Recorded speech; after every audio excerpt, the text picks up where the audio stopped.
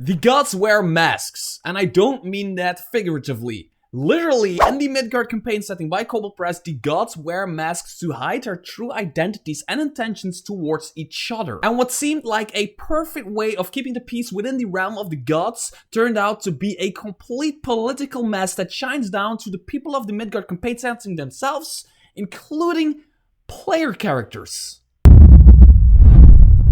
Hi there everybody, and welcome to another rough guide to Midgard, where I take another bit of interesting lore from the Midgard campaign setting by Kobold Press and present it to you in a bite-sized portion, so you can take it and implement it into your games immediately. But before we do that, really quickly, two things. First of all, Kobold Press, congratulations on your latest Kickstarter. You made a shit ton of money, which is absolutely insane, and I'm really here for it. I can't wait to see the final results of those books. And second of all, if my videos, any of my videos, provide any value to you as a viewer, make sure to click my link in the description below to my Ko-Fi page. And if you would be willing to drop me a few dollars, $1, $5, $10, $100, $1,000, I would be forever grateful, because that is actually what helps keep the channel going. So without further ado, let's talk about the gods in the Midgard campaign setting and their masks. So we all know the Midgard worldbook and the Midgard campaign setting by Kobold Press. They spend a lot of attention to gods, the names of the gods, where the gods are, the types of different followers these gods have, what these gods represent.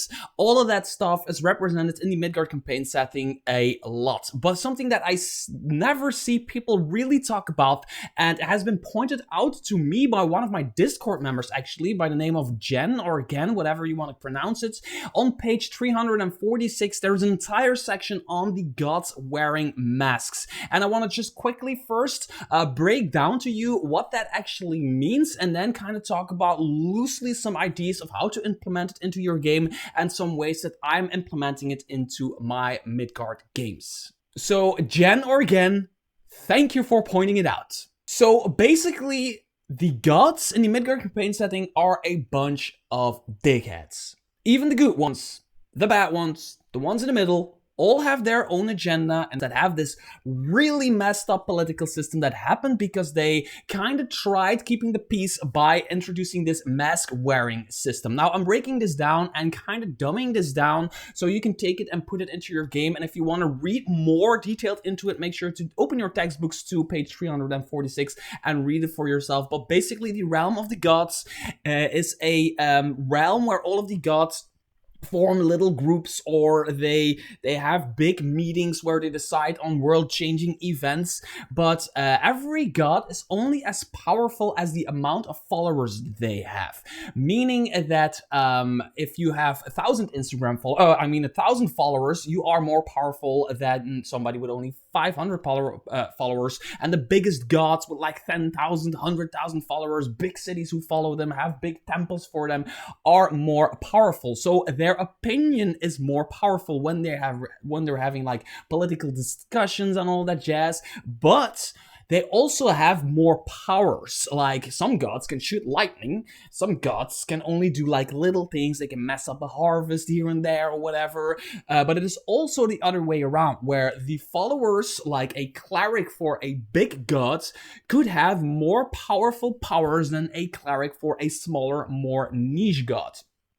Now, this is something that is not necessarily translated into like the classes system in a 5th edition or whatever Kobold Press puts out, but with like stuff like divine intervention and all of that stuff, you can really use that and utilize that into your own games, but I will talk about that in a bit. And just like any political system, there is more bickering and fighting and stabbing each other in the back than anything else, especially decision making. So the gods came up with a system where every god was able to start wearing a mask. Now, a god would pick up a mask and give that mask or give that persona a name, and they become that god. So Freya is Freya, Thor is Thor, the world serpent is the world serpent.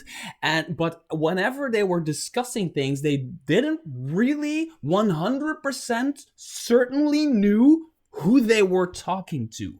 So still you could have lesser gods who could pretend they are bigger gods in a meeting, or because they have a very strong voice or a very strong personality, and other gods who are very, very powerful might tone it down a little bit just to get like infiltrate into these little coops and groups and all of that stuff. Now, the idea behind it was really good and really well done, but of course there are these gods that crave more followers, and they found out that it's actually easier to spread out than to have one group grow from one position.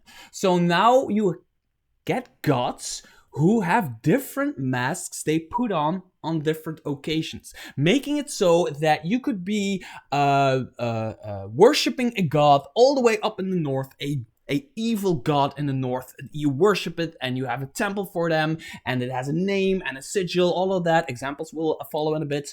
But in the south, all the way in the south, there is this good god that people follow. But it is actually the same god in the realm of the gods who just wears two different masks. A evil god for the north and a good god for the south.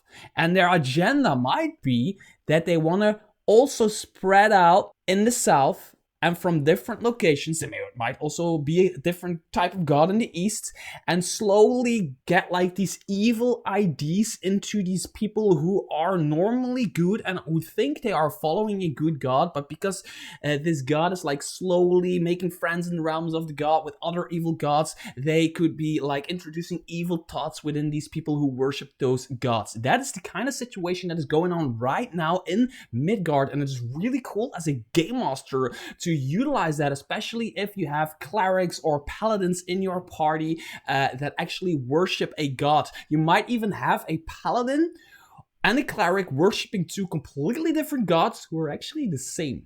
And of course, now you get gods who secretly kill other gods or have other gods killed and then think they're a mask. The followers will never know because the mask is the same, and for them the god remains the god, but behind the mask is another persona with a completely different agenda, which can turn a completely harmless group of people into a raging army of evil. Something that I really like about this is that in the book, the Midgard World Book on page of 346, where it all starts and where they start talking about the first gods and the masks and the political system and all that stuff, they don't really say which god is which gods, so there isn't really a straight line in it. You can fill it in as a game master yourself, which is absolutely great. So they start talking about the first gods and how it started, how they started fighting amongst each other and had wars and all of that stuff, and then they decided to have the first masks and their uses, and it was actually intended so they can hide their true identity, so they never really know who they were talking to and whatever. But they go into like a little bit of a example that isn't set in stone. It might be this way, but it isn't necessarily this way, where they talk about the gods seem eager to hide their true identity from worshippers and sometimes pretend to be other gods entirely. This deception is common. Wotan might also be Horus, and Kors might also be Athen as well. And this bit is really interesting, and any fool can see that Perun, Mavros and Thor are clearly brothers, if not entirely the same divine wellspring with slightly different avatars. So the worshippers down on Earth itself, on Midgard itself, they think that they're worshipping Perun or Mavros or Thor, but it is actually one god, let's call him Thor, or a nameless being, who is using this divide and conquer type thing, where they clearly have different meanings for different people, and different kind of people are attracted to different gods, but it is actually this one god, this one persona who is now attracting different people from different walks of life to themselves, which I think is a really interesting bit that is in here. It is just a few sentences, but if you want to dive deeper into this, so the section starts just here, start reading on 345 first gods, and then it goes into the first masks and their uses all the way to here. Make sure to read into that. I will now talk a little bit about how I am implementing this into my own game. Now, if you are a player in my home game, especially if your name starts with an M and you are female and you're sitting right here next to me while we're playing, click away. I will count to 5 and then I will start. 1, 2, 5. So I have this person in my games, in my home games, who goes by the name of Michelle, and she plays a cleric, and she worships a god in the Midgard campaign setting, but she plays a cleric who's kind of on a dwarven cleric who's in an identity crisis in terms of who they believe in, and they're slowly going away from that god. And I'm actually spending a lot of attention to this because it's one of the only people who has this background that I can really work with, and I want to kind of like take some of her powers away slowly. Now, we are playing the Cypher system, but in terms of Pantheon and all that stuff, it's basically the same thing. So she will lose some of her powers because we're playing a quest that is given to the party by the dwarves of Mitra. Mitra, in my games, is the goddess of the sun and radiant things. And the dwarves of Mitra, who live in Mitra Mountain, have this temple inside of Mitra Mountain.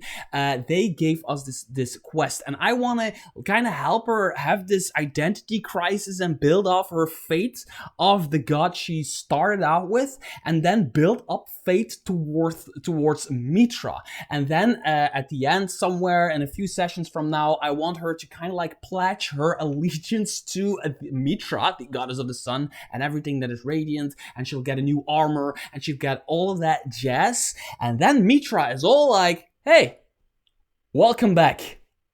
Lastly, I want to quote Jen, or Gen, however you want to pronounce it, the Discord member that pointed this lore out to me, the way they interpreted it. And that is the cool thing about this. The lore isn't straightforward. It's really loosey-goosey, vague type of thing that everybody could interpret it differently. For example, I'm going to say Jen says something in the way of a mask is what helps define a god. So it's not just a communication device, it also shapes the god into what they are supposed to be. The god has a say in this, of course, and can direct their followers in specific ways if they want to change the mask. But most masks are controlled by belief with a capital B. So it would just be easier for a god to create a new mask with new followers, or just steal another god's masks. So basically, if I was a god and I'd create a mask and I get like thousands of followers, the mask itself could be the thing that has the power, right? And because it has so many different followers, the mask becomes so powerful that changing it for another mask becomes really hard.